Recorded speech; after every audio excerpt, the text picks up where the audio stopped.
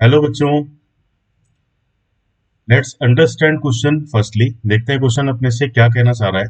अब देखिए, क्वेश्चन में आपको दिया जा रहा है hydroboration oxidation of 2 methyl propene yields. तो दैट मीन्स कि जब आप 2 मिथाइल प्रोपीन का हाइड्रोबोरेशन और ऑक्सीडेशन करोगे तो उससे क्या नेट रिजल्ट बनना चाहिए। तो पहले तो ये देखते हैं हाइड्रोबोरेशन ऑक्सीडेशन के लिए रिएजेंट क्या है।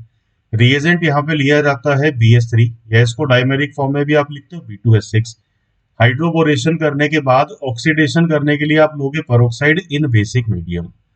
अब देखो कि हाइड्रेशन, हाइड्रोबोरेशन एंड ऑक्सीडेशन, ये अपना एक मैकेनिज्म है इलेक्ट्रोफिलिक एडिशन का, जहां पे ट्रांजिशन स्टेट क्रिएट होता है, ट्राई एल्काइल बोरेन क्रिएट होते हैं, और आफ्टर ऑक्सीडेशन वो फाइनली कन्वर्ट होते हैं अल्कोहल में।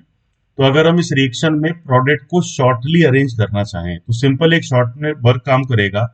अब देखो कि रिएक्शन में आपके पास एक एल्कीन है, तो इस पूरे रिएक्शन का जो प्रोडक्ट है वो इक्विवेलेंट होता है एंटी मार्कोनिकॉफ हाइड्रेशन के। तो दैट मीन्स कि अगर हमें कंप्लीटली सीधा आंसर ट्रिक करना है तो आप इस रिएक्शन में जब भी हाइड्रोबोरेशन और ऑक्सीडेशन से जो प्रोडक्ट फाइनली बनेगा, it should be equivalent with anti Markovnikov hydration of any unsymmetrical alkene. तो अब अगर मुझे एंटी मार्कोनिकॉफ हाइड्रेशन के रिजल्ट को एक्सप्रेस करना है तो ये OH इस कार्बन पे ऐड होगा, और यहाँ पे अगर देखा जाए तो ये कितने डिग्री अल्कोहल को क्रिएट कर रहा है, प्राइमरी और 1 डिग्री। तो इन चारों में से अगर अब एक ऑप्शन पिक किया जाए तो आंसर आपका किसको टिक किया जा सकता है? Option number 1।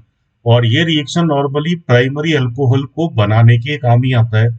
अगर सेकेंडरी और टर्सरी अल्कोहल बनाने तो या तो हम जाएंगे मार्कोनिकॉफ हाइड्रेशन से, और या फिर एक और मेथड होता है ऑक्सीमर्क्यूरेशन, डीमर्क्यूरेशन रिएक्शन।